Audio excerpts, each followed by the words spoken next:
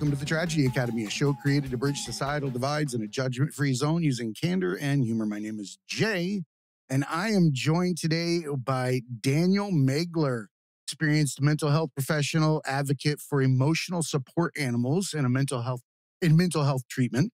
Seen a lot of transformational impact of ESAs, and an active member of mental health professional communities. How you doing today, Daniel? I'm doing fantastic. Very excited to be here. Dude, I'm super excited to have you on. I was listening to a whole bunch of your episodes, and you have by far one of the most soothing voices. Does it come with a beard? I think, the voice stays the same. The beard comes and goes depending on how long my wife can tolerate it. But so I guess the voice is not directly linked to the beard. Yeah, I always think I've got. Yeah, it's always in there emotionally. The beard, I think my face is meant to have a beard. It just sometimes I get to keep it and sometimes I don't. Well, it's obviously meant to have a beard. We're the ones taking it away. That said, I had a really interesting guest on. He was a yogi, and Amrit Singh, and he described the beard as the female portion of the psyche, and that it was like the lower half, and that the beard gave you that feminine strength, and that it allowed you to be more compassionate, understanding. It was kind of like, for me, it was like putting a tail on a kite. Because as a man, I'm everywhere. Well, I do think for men, sometimes our facial hair is an opportunity for self-expression. I was talking to one of my clients who her boyfriend was really insecure about her wearing makeup when she was going out, because he's like, well, you already have someone. Why do you need that? Why are you, I'm not going to be going out with you. So why are you putting makeup on? And her response was just that her makeup was, yeah, exactly. Her makeup was just part of her. This is her canvas, her art, her identity, and her ability to put that on and show who she is. And for some of us as men, when we have facial hair, it's one of the only times we get to show a little bit of expression of our identity and who we are because we're not as big on hair dye or makeup or things like that. So facial fashion, I guess, it may be a way of tapping into our feminine side or our more expressive side. I think you're right. It also gets rid of that second chin, which is friggin' amazing. On top of that, I think that you can hold two completely different personalities in a beard, and people don't know which one you're going to be if you don't say anything. You can either be terrifying or you can be cuddly. Like, there's no in between with a beard. So you can just stand there and let them decipher it. That's funny. So welcome to the show, Daniel. Why don't you tell us a little bit how you got into the mental health profession and what you're doing now, and kind of go from there. Well, I went through a period during, like many people in their childhood and youth, middle school was particularly rough, got bullied, things like that, and went through a period of depression. And I had some adults in youth groups that I was in who really made me feel cared for and important. And they set me on a better path of service to others. And I thought I wanted to go into politics, but then as I got into college and whatnot, I volunteered in a couple campaigns, and I was like, this is really gross. This is just disgusting. Like, just a little gross. Yeah. Go ahead, please. I was just saying, no one really seemed to care about helping people. They just cared about who sat next to who and how many fundraising dollars were there. And so I thought, well, maybe I'll do some work with nonprofits. And I volunteered for a place called the Illinois Council Against Handgun Violence. And then as a senior in college, I needed to get a job as I was graduating. And so I called up a list of organizations that they had worked with. And one was called the Center for Violence Interruption. And I thought, well, that sounds like a good thing. And so I got offered a job there as a schools trainer. And so I worked with kids who'd been kicked out of regular Chicago public schools and teaching them about male socialization theory and things. And I was like, this is it. This direct service with kids. I'm loving this. But I didn't love making $19,000 a year. So some people said to me, $19K a year, unless you like a tiny home and hemp clothing. Right. If I was able to go off the grid. So people said to me, all right, well, then you got to go to grad school and you got to get, so what should I major in? And they said master's in social work.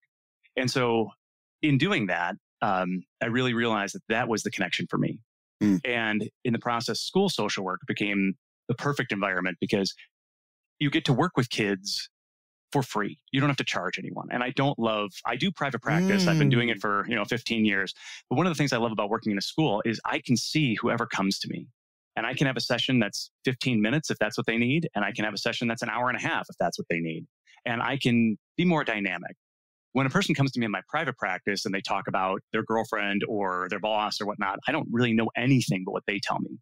But when a kid is in my office, I know their friends. I know who their math teacher is. So it's this awesome dynamic environment. So I've worked in hospitals and I've worked in group homes and I've worked in lots of different environments. But I love my current day job of being a school social worker, then doing the private practice on the side, and then my work with Paws for Patrick as in any free time that doesn't go to my wife and kids is where I'm at. I also unfortunately have a lot of personal family experience with mental health. My family growing up was kind of like the DSM being acted out live on stage. So my family, my family's got like a whole bag of ICD-10 codes that you could just shake on the table, like you're playing Dungeons and Dragons or something. Each one's got a different one. Yeah, 100%. So that's for me, mental health conversations when, Aunt Lorraine is having paranoid schizophrenic thoughts and seeing tigers that are in the disposal when they're not really there from the time you're 8. That's place the norm. To be trying to grab a tiger. Right. Well, and that's as long as you don't stick your hand down there, the tiger's not going to get you. So it's safe either way. But the point is that in my family, it wasn't odd, unfortunately, to be talking about mental health things because it was deeply impactful for many people in my home. That's an amazing foundation to start from. And I want to kind of take a step back because you did describe, quite a resume of amazing opportunities that you had to impact people's lives. And I use that word opportunity for a reason. Because when someone describes a situation where they're in the mental health community and they're servicing those that they're working with, and they're not making a ton of money, and they're seeing patients basically in the environment, like you said, almost like I grew up in Medicaid and free clinics, right? It's kind of a scenario like that, but without the sadness wrapped around it, the line outside. But to visualize it as an opportunity to have impact without any financial repercussions is something that I don't believe everybody shares. And I feel like perspective is a huge way to living life. And the lenses that you wear when you're viewing opportunities, because everything that we do is an opportunity. It's all about phrasing and how we approach it.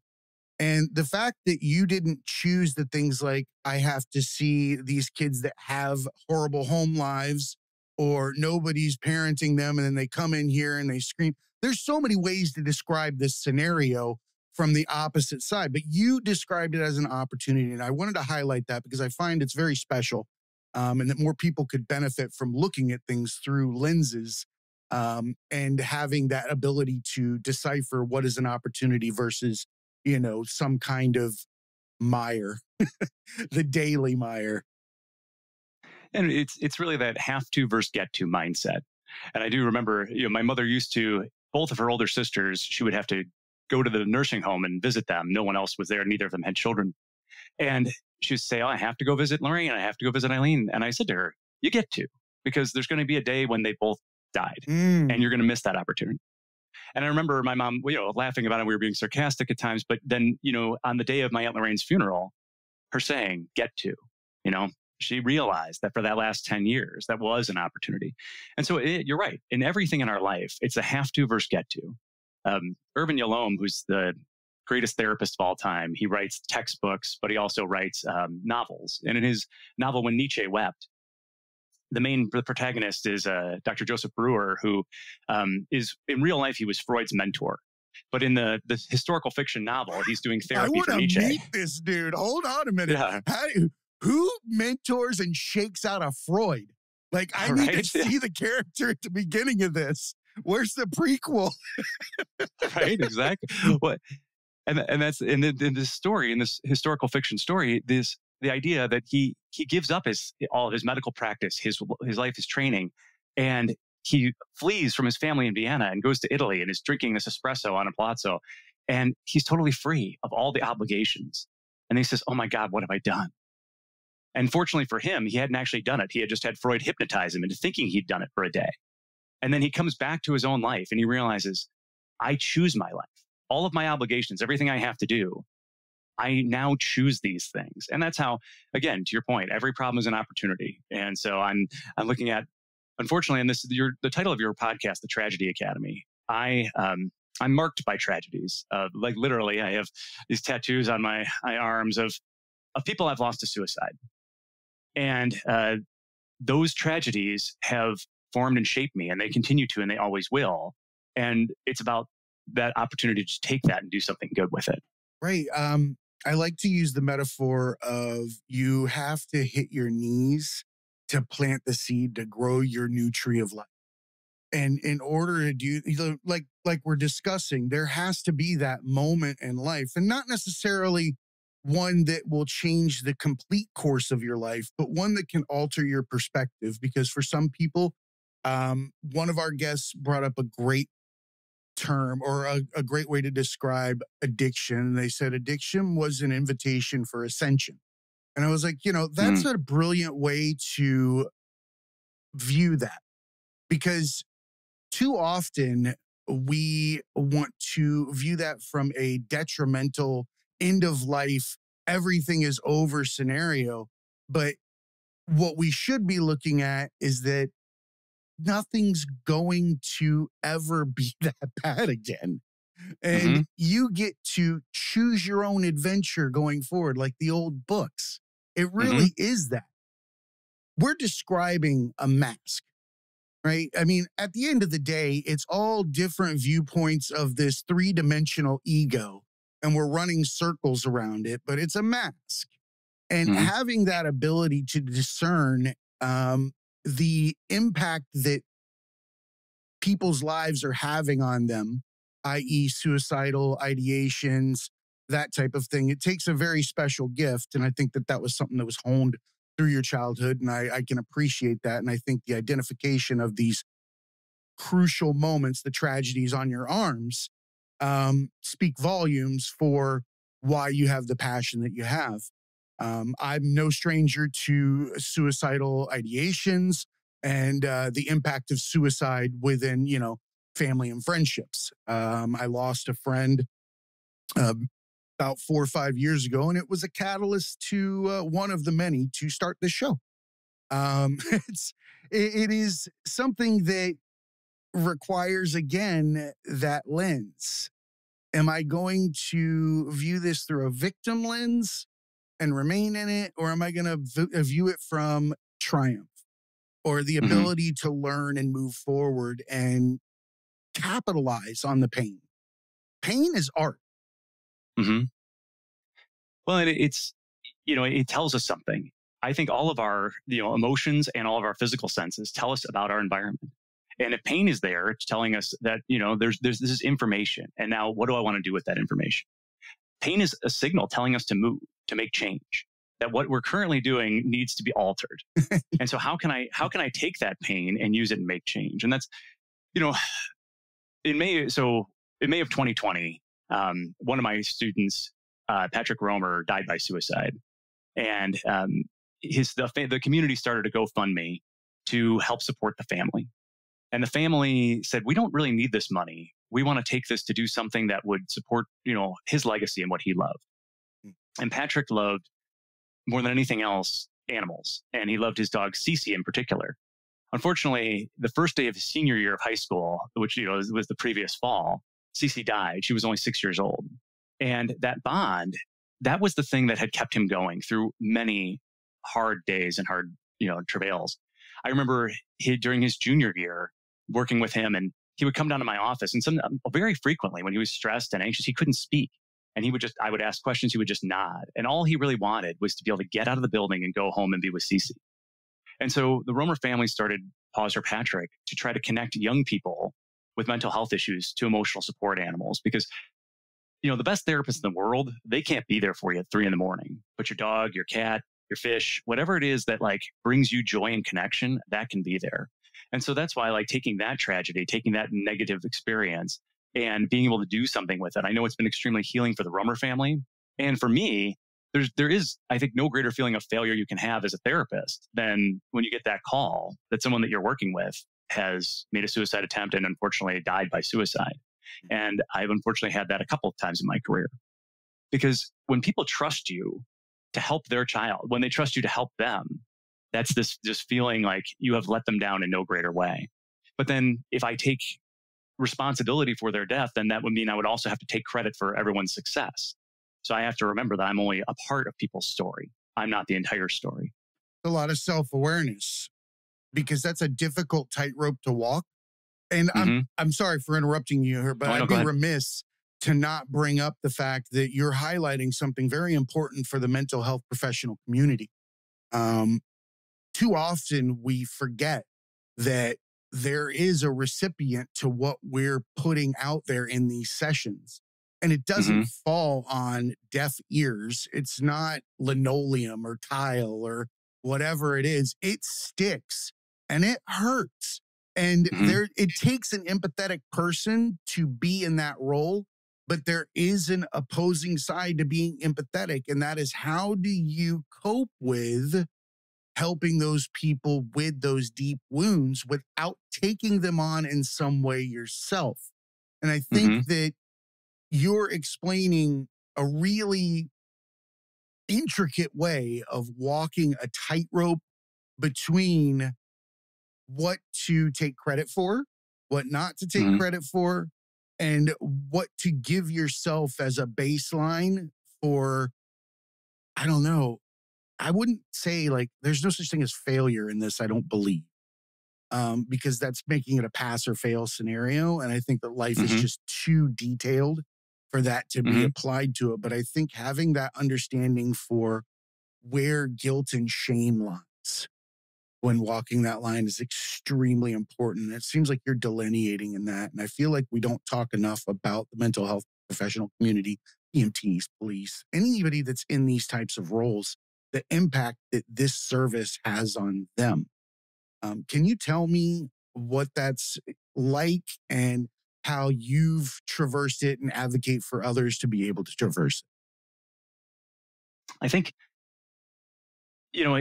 I had the good fortune of being when I was working at a hospital, they had these grand rounds and where a speaker would come in and they would talk to all the doctors and therapists and whatnot. And one of the guys, he came in and he said, if you are doing the really hard work, the really important work in mental health, you are eventually going to lose someone to suicide. So having that early in my 20s as a framework, it didn't make, I thought to myself then, oh, that's never going to happen to me, or, I don't, but I can say having but having that knowledge that even the best, it doesn't mean that you're not good at your job. What it means is that you're where you most need to be. And working in a group home where 80% of the boys that we worked with were either going to get somebody pregnant or go to jail before they were 18. It's like the Army. Yeah. I was there. and knowing that, like, okay, as to your point, we cannot define success as every one of these kids going to Harvard. We have to define success as every day, did I do the best I could to help make this connection, to move this forward? To realize that my job as a therapist is to be like a mirror. So if you look in the mirror when you're brushing your teeth, the mirror doesn't brush your teeth for you. It just helps you to see you got a little toothpaste on your cheek. And now it's up to you what you do with that.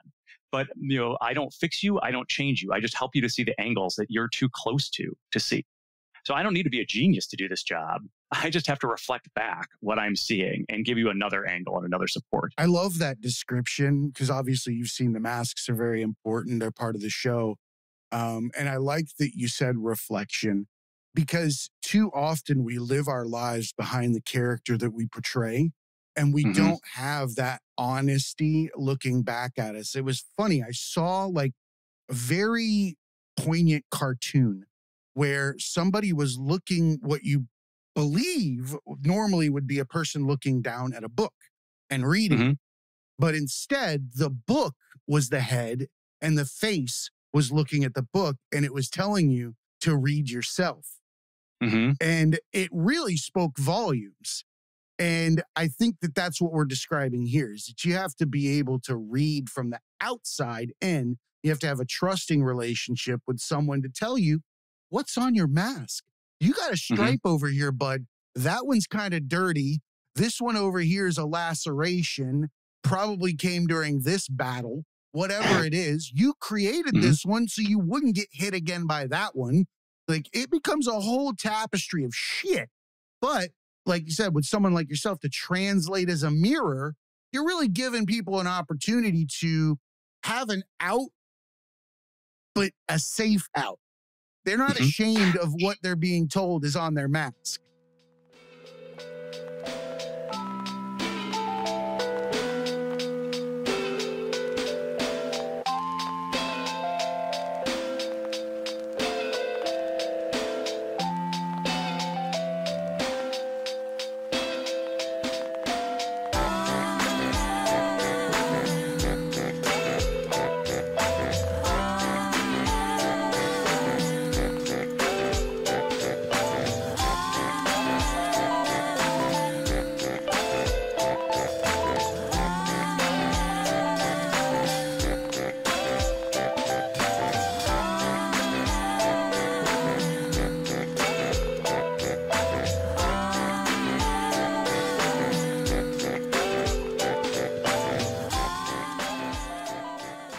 For clinicians, one of the things that, I had a grad school professor who taught us, if you're coming out of sessions and you're just absolutely exhausted, now sometimes that could be an indicator that you're dealing with someone with what we used to call an Axis 2 diagnosis or personality disorder, histrionic, narcissistic.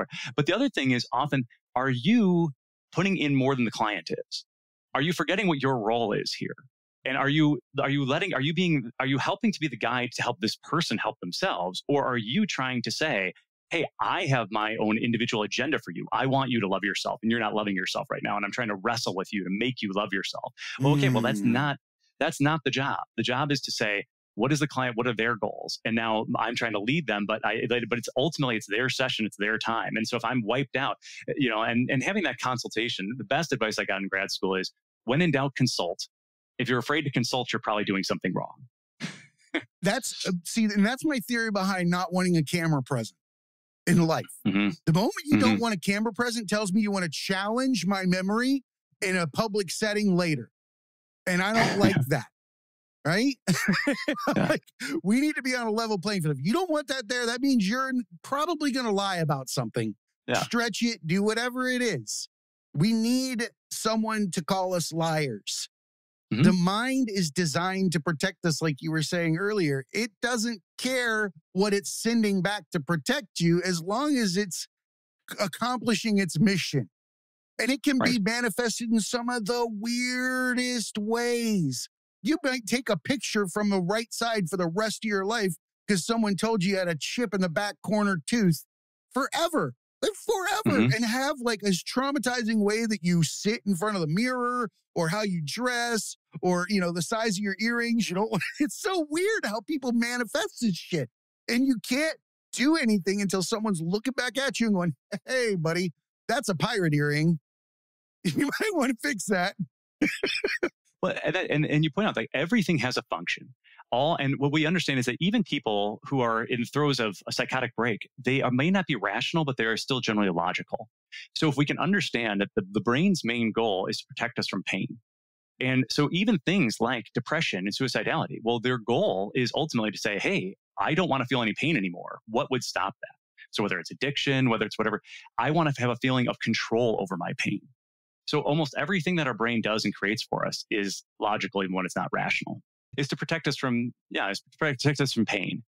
And so this idea of even things like, people will say, well, how could a person, be suicidal if the main goal is protect? Well, because there's this thought, if I die, I will not experience any more pain.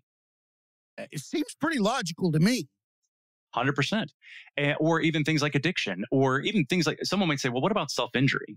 And self-injury is very misunderstood. It's a way of controlling my pain. So in a world where so many things are out of my control, I can control this aspect. I can control when the pain comes, when it doesn't. So everything that, I see in my office, if we can help people to understand the functions of their behavior, now we can substitute a different way of getting that same thing done. And that's why, again, the title of my podcast is Not Allowed to Die, because that's my only rule. You can do whatever it takes to get you through this world. You're just not allowed to die, because we can substitute one thing for another until we get to the healthiest possible choice. But if we're dead, we can't make any more choices. There's no more substitutes. Nope. That's it. But, I think that's a beautiful mission. Too often, and up until probably the last decade, the word suicide probably got your channel changed. It got you shut down from a conversation. People didn't want to discuss it. It was a very, very dark word. And I think we're all liars to like the nth degree. To say that you've never had a suicidal ideation is to say you didn't go through the ages of 13 and 25. Like, did you skip something? Because I'm telling you, that is angst grand central and everything is the end of the world. And it's already that without adding in a bully, without adding in some, sexual changes and other reproductive, whatever they are, social constraints on the primal urges that you have. You get, Caligula's last days at prom, and then you got to cap it again. And dude, everything is all effed up. I think every single person on this planet has had that. I think if they haven't, they didn't live long. Or they're not very deep. they're not thinking very hard. That brainwave is just a blip. And I like that you focus on allowing children to be heard and not invalidated, and being validated in those moments where they're sharing what to an experienced or wise person can look back on and call minuscule, child's play, stupid games, nothing big.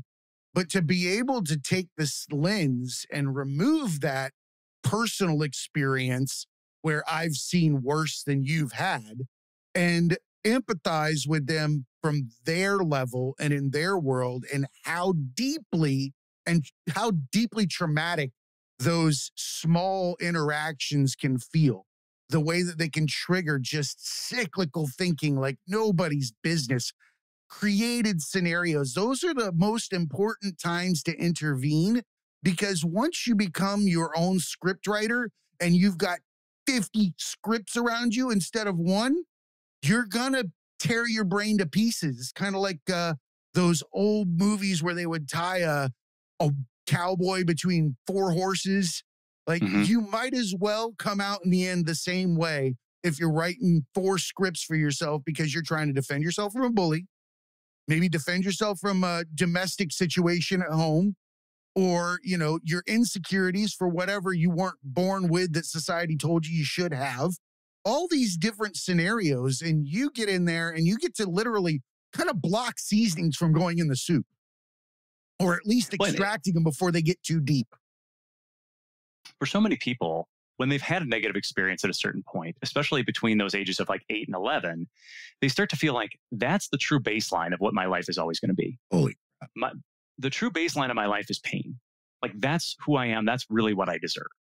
And even if their older selves intellectually can say, that's not true. I didn't cause my parents' divorce. I didn't cause my cousin to die of cancer, whatever that is. But at the same time, if that was a core belief in there, then they take every negative thing that happens after that as evidence. See, the universe hates me and it wants to kick the crap out of me. And it's going to keep doing that. And when people get to a level of despair, is this feeling that this terrifying fear that tomorrow will be just as bad as today. And I have so many people who they've come through depression, but they feel like, but it's going to come back someday. And maybe it's always going to come back. And because the point it's is, even if they're inviting and it's back. also sometimes it's chemical, or sometimes it's light. That's true. I think of that victim chair. It can get very, very comfortable. It's got cup holders. It reclines. It's a whole world where nobody can judge me any further for anything I'm trying to do, because I'm right here. Well, and if I'm in a prize fight and somebody's just knocked me to the canvas, it might feel like it makes a lot more sense to stay down. And that's what your depression is saying to you. Just stay down, man. Because if you get back up, life's going to hit you again. And so that idea of it's more comfortable sometimes on the canvas than it is to get back on your feet. But the view's a lot better when you get back on your feet.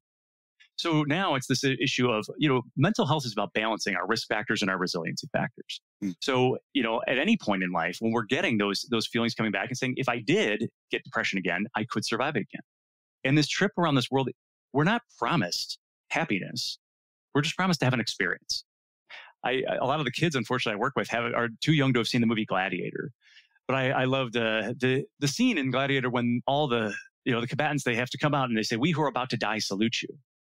And I thought to myself when watching it as a kid, like, gosh, maybe for a gladiator, wouldn't you just like get eaten by the first tiger or do whatever else? But the reality is, we want to stay in that pit as long as we can. And I think the weird thing is that everybody's in the stands. They're actually secretly jealous of the gladiators. Always they want to be down jealous there. of the gladiator. Yeah, because the gladiators got the attention. They got not only that they did attention, that they are never more alive. And so so we, like, when we were suffering, when we were struggling, yeah, you could curl up and get eaten by the tiger. You could get stabbed by somebody. I'm not promising anybody that life is going to be fun, but I am promising that you will have a story and you can make something happen here. And what kind of story do you want to be? What do you want your experience to be? Yeah. Well, that's why I said, pain is art. I've tried to visualize in the past. I look back on the different situations that brought on anxiety, depression, and, molded who I was in that moment in time. And, I look back on it now and I try to decipher it in a different manner. I try to look at the fact that all of that scribbling was only in one area of a painting.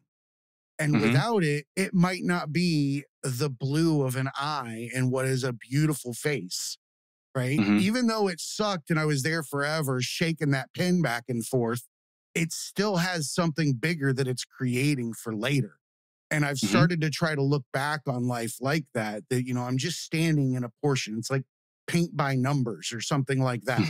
And each age is a different section, but having the ability to be mindful enough to step back and look at the picture lifetime is the most difficult thing. Again, that's why we have someone like yourself. For me, I started using meditation. I do see a therapist and I got my own toolbox of humans that keep me between the lines, right? But meditation became a cornerstone for me in that it allowed me to see, the character that I played, the characters that people play, the illusions of time. And it allowed me to really realize that I was making more of the decisions than I thought. And that I was, again, writing that script. I was writing it for other people and what they thought of me. But once I meditated, I got to see that, and get that baseline to work from where I could look at the picture and myself at the same time. But it's really hard to stay in that viewpoint. You can get sucked in and out all the time. Describe it as a hole in the wall.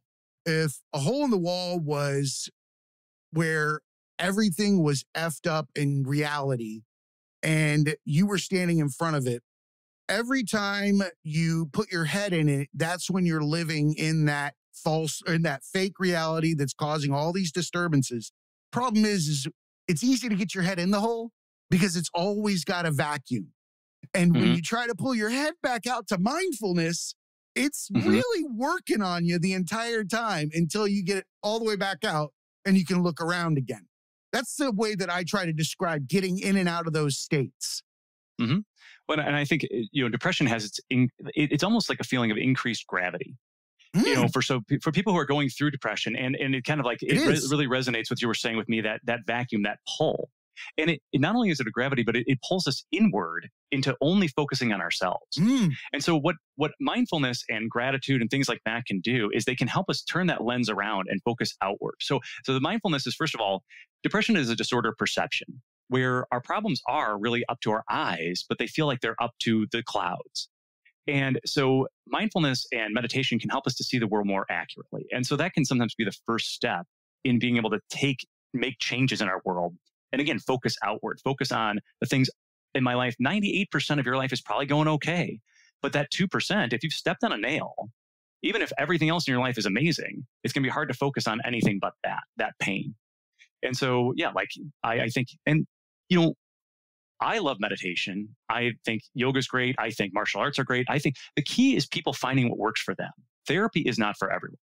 And that's, as we talked about, Patrick Yeah, Romer, you say that in your show a lot, and I love that you say that, because therapy is really, beauty is an eye of the beholder kind of thing.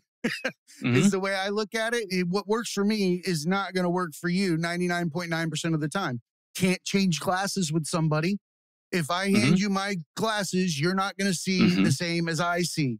And all of mhm, those layers are experiences, and each one has its own prescription. Can't swap them. Same thing with your ability to receive therapy or find your outlet that is good for mhm, your mental health.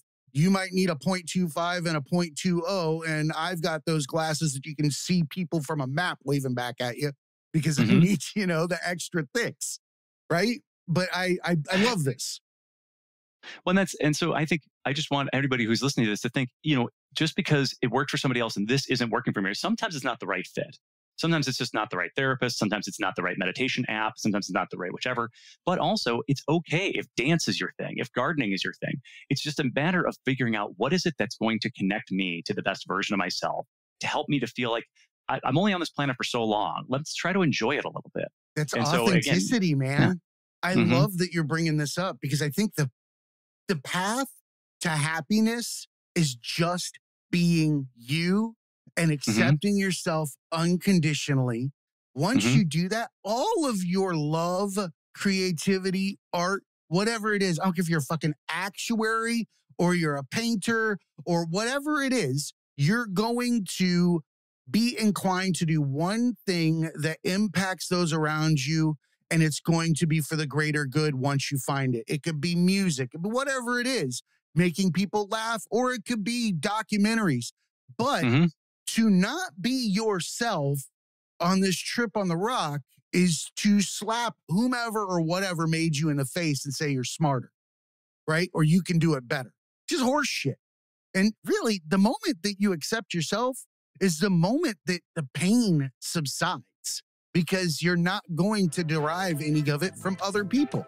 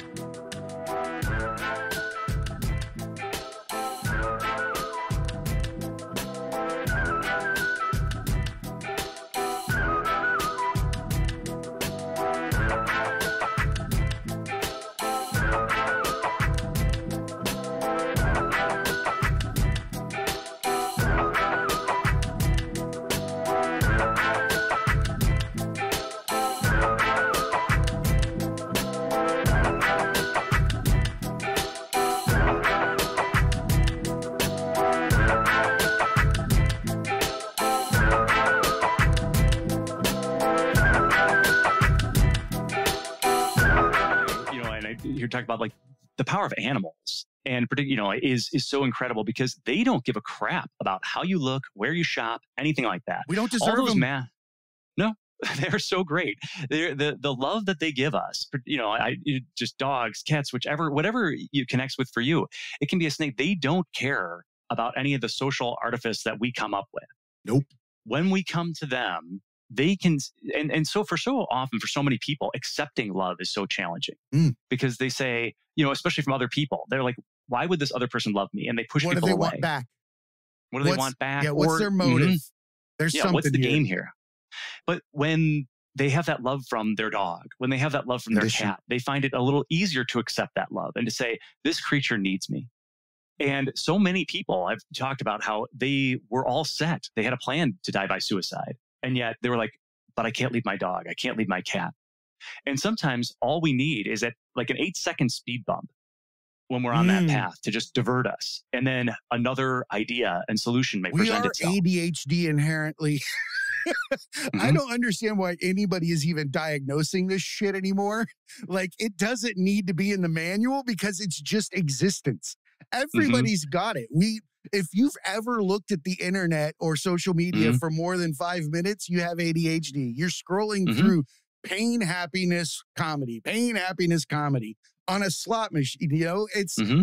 It's just who we are now.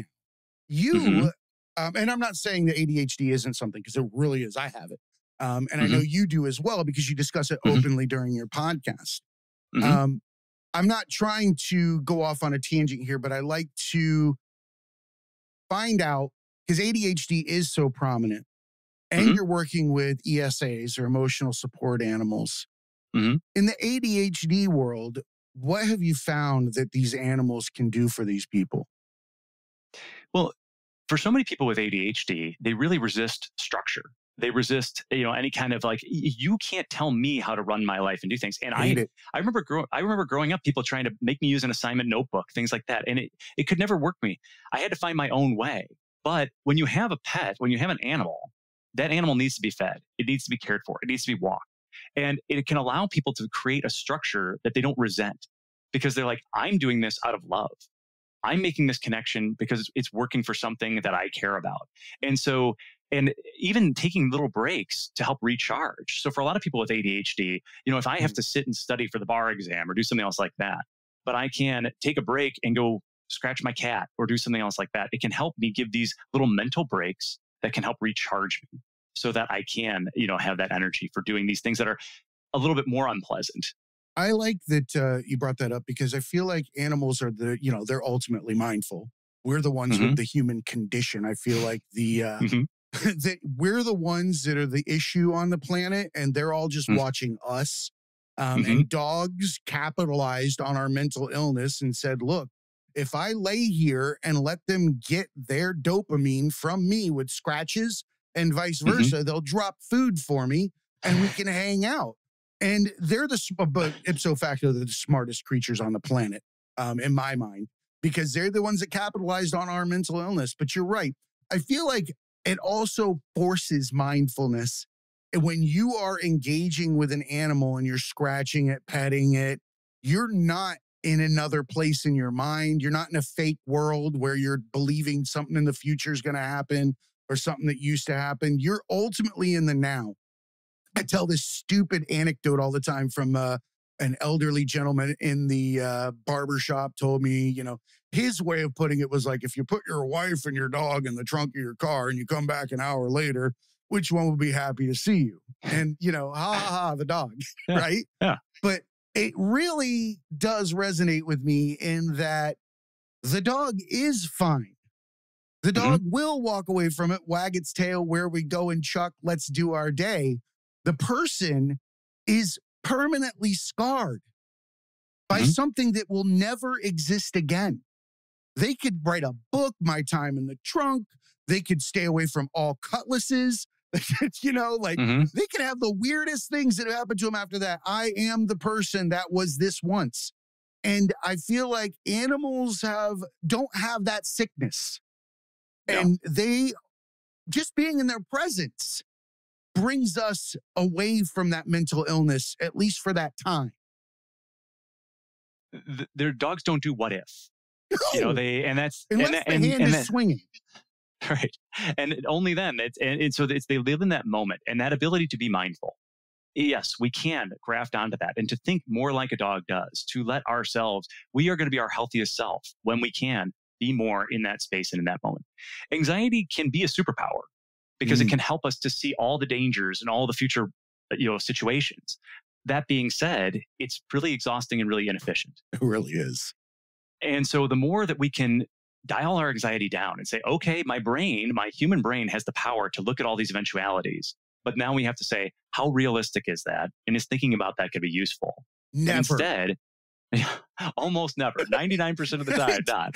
It's not here. So instead, can we just be? Can we sit and be with our animal? Can we enjoy that time? Can we enjoy that connection? And it's unfortunate, people ask a lot about emotional support animals and say, well, is this even really a necessary thing? And right now online, it's a thing that gets mocked and whatnot. All an emotional support animal it's basically a statement that having this animal in your home might reduce the symptoms of your depression, anxiety, whatever you have. But there are a lot of people who, like their landlords, will charge them extra fees or say you can't have animals here. And I feel for the landlords. Who wants cat piss all over their apartment? It's harder to rent it out afterwards. But the same thing, the point is, this is blocking people from the cheapest, most efficient mental health treatment we can possibly give them. The other day, I was talking to a woman who was homeless, and she wanted to move into her grandmother's place, and her grandmother wanted her to move in. but she couldn't move in until I, with Foster Patrick, worked with her to write her an emotional support animal letter. And she was staying homeless rather than be away from her dog. I got to say that I probably would if somebody tried to take my dog and told me I couldn't live in my home with her. I would 100% stand outside of my home until she was allowed to live with me. I wouldn't be able to leave her outside while I sat inside. And it's so fundamental to making people healthier to have this connection. And I'm not saying that people shouldn't be, have to have a general deposit on their apartment or whatnot so that if they do damage to it. But the vast majority of people who are pet owners love their pets and do a great job of taking care of them. So that's really all an emotional support animal letter is stating, is that this person has the right to live with their animal. And I like to think about it like music. If you are a person who's blasting your music at 3 a.m., then you're going to have problems with, and if you are leaving dog crap everywhere, you're going to have problems. But let's not assume everyone who likes music is going to do that. Just know you need 3 seats on the plane if you have an emotional support peacock. Like, don't fucking put yourself in the middle seat with 2 other people if you happen to be identifying with your emotional support peacock. I'm okay with it. I have no problem with have all the animals, whatever you find that you bond with. Because I mean, ultimately, we all come from something. We have to be interrelated in some way, shape, or form. That's why we identify with certain animals. They resonate with us more. Maybe genealogically, we come from a different area that had this type of bond with this type of animal, whatever it is. I don't care what you have. Just there is a certain amount of, you do have to be cognizant that you're bringing a 400-pound pig into the airport, or whatever it is. Don't get mad at people, as well. I feel like one of the problems with humans is we prepare for fights in advance, and that energy becomes something that's confrontational before somebody ever even opens their mouth. It's a real thing. You could be smiling on your way up there, but if you've been prepping mentally to argue with someone about this situation, 99% of the time, they're already affronted. They're already going to tell you, they're already going to have a problem with the situation. So just know, use your animal for what it's for before you have that conversation with somebody. Right. So that's an extra word of caution. You might have less interaction if you're willing to discuss it a little bit, say what this is, why it helps. I feel like dialogue and communication is how we diffuse this situation with, people carrying it. Now, if you're just carrying an animal around because, you're trendy or you want to be quirky, that's a little different. But and unfortunately, there's a lot of that. There's a lot of people who are abusing the system and they don't have any mental health diagnosis, but they know that they're going to get less pushback from people if they claim. They go on Amazon, they buy a vest, they do things like that, and they're so I'm going to get a stethoscope and go over to ORMC here and just start walking around. Right, and so there are people who do these things, but we shouldn't let those few bad apples poison the feeling about the therapeutic benefit of animals and what they can do for people. And so you're right. And unfortunately, it is often the people who are breaking the rules, doing things that they shouldn't be doing, which they don't have any entitlement to do. Again, just like that same person who is blasting their music as they're driving through the neighborhood at 3 a.m, waking people up. It's, everyone has the right to music, but you don't have the right to make other people's life worse. So if you have an emotional support animal or a service dog or a therapy dog, the key is you being respectful of the people around you. And the goal is that it's there to help you without infringing on the rights of other people. That kind of awareness seems to be lacking in society today. The impact that we have on others. If we were more cognizant about the ripples from the rocks that we drop in the pond, we'd be a lot less apt to be out there just unloading our pockets all the time. Because we're really just annihilating in massive waves the ability to love each other. On a grand scale, when we do these things, we have these interactions, we don't realize that somebody's standing behind me that heard that maybe wanted an animal, that maybe thought about it, and now they're not going to do it. Just be cognizant of the surroundings that you're in when you're having these discussions, because it is impactful. We really do. Go ahead. Well, and to your point about people being, I think too many people, because of that mindset you've talked about before about people fearing a fight or people fearing liability, there are so many therapists now, and this is one of the big things we're trying to help therapists change at Paws, Patrick, is that they worry about liability for writing emotional support animal letters. So when a person comes to Paws, Patrick, if they go to our website, they can connect it with a wish granter who will help them. If they just need an emotional support animal letter, they'll connect them to a therapist who will write one for them for free. Mm-hmm. Or if they need help acquiring an animal, they'll help them find an animal, and we can give up to $500 for them to help acquire an animal and up to $750 for training. But many of these people who I end up talking to, they have a therapist and they said, yes, my therapist just won't write the letter for me. And I'll say, oh my gosh, why not? Well, they're worried somehow about liability. And the reality is they cannot, if a therapist is listening to this, you cannot be found liable. All you are stating when you write an emotional support animal letter is the person has a disorder. Yeah. Well, I mean, it's like all you're saying is that they have a disorder and that they may benefit from having an animal. If that peacock goes on the plane and pecks someone's eyes out, I am not liable for that. Like that's not the thing. So there's no reason not to. The absurdity, though. I like to pick things like that because it's just funny to me. That's another thing. Before we go further, you love humor, and you talk about it throughout your show. Can you tell me how you utilize that in your own mental health and with your patients? Where does that fall in that pyramid? Well, it's funny when that youth group that saved my life when I was, in middle school, my mother almost made me quit because one of their rules was you weren't allowed to be sarcastic. And she said, I don't know if I want my son in any club where you can't be sarcastic. What comes out of a situation like that? That's weird. Well, I think, the root words of sarcasm it means to tear flesh. And the idea of sarcasm can be for me. I didn't even think about that. Yeah. Well, so sarcasm can be used to destroy and just be mean to people, but it can also be, but it can be just like this idea of to be silly and inappropriate and irreverent in a time that seems serious. And so in my therapeutic practice, that's when people are talking about dying by suicide or things like that, we have to be able to find a way to laugh. We have to be able to joke. I have to be able to tease people every session.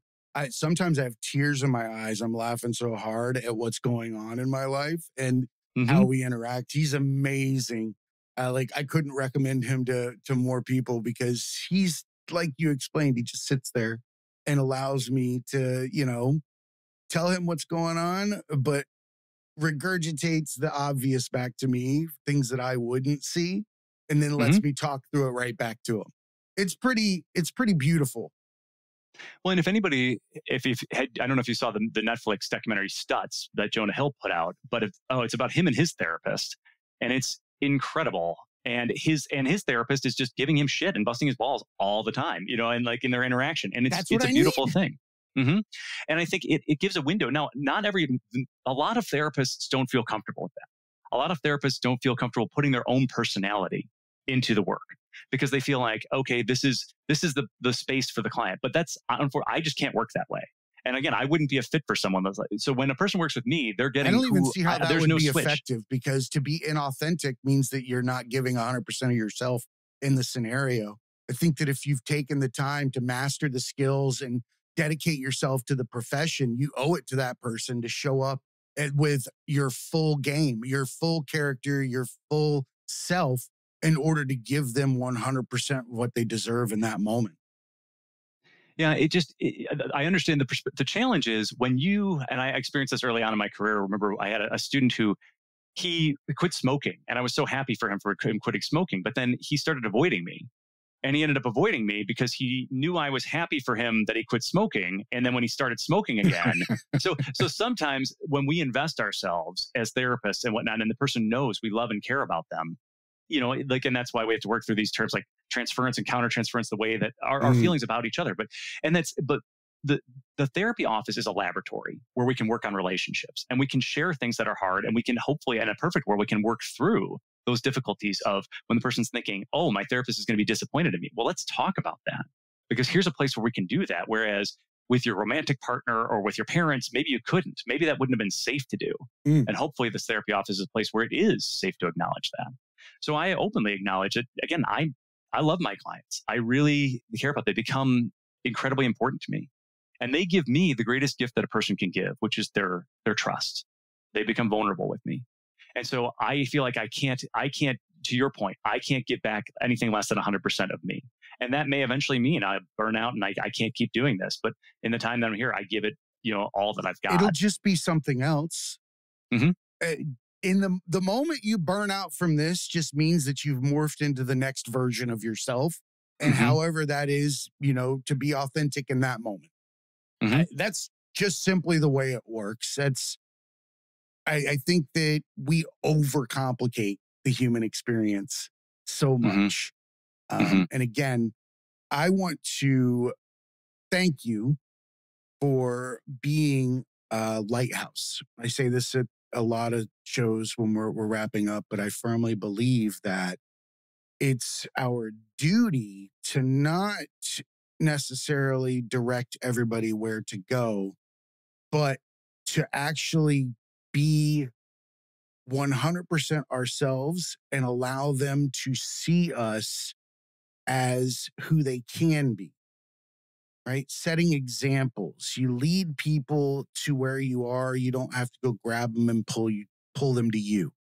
And when you stand up and you start doing things like you're doing, advocating with animals, and the emotional support animals and working as social work with the children and all these types of things, you're showing people that there is reward in a life of service. Mm-hmm. And I know for myself, when I began podcasting and starting this journey, same way. The more I gave back, the better I felt. It borderline narcissistic after a while. The reward that you feel when you see someone traverse something that you got a chance to show them through examples, or when someone reaches out to you. So I want to thank you for being a lighthouse. I want to thank you for setting up a program like Paws for Patrick. I think it's beautiful. I love your podcast. You are like talking Zoloft. I felt so calm when I was listening to your show. I was like, this guy can read me the phone book. Like, I love it.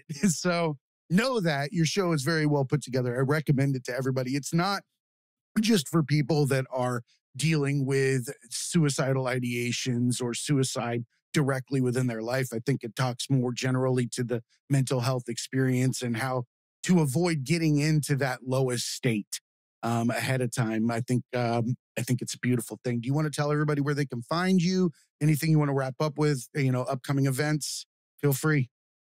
Well, thank you so much. I mean, yes, you can find my podcast, Not Allowed to Die, on Spotify, Apple Podcasts, or YouTube.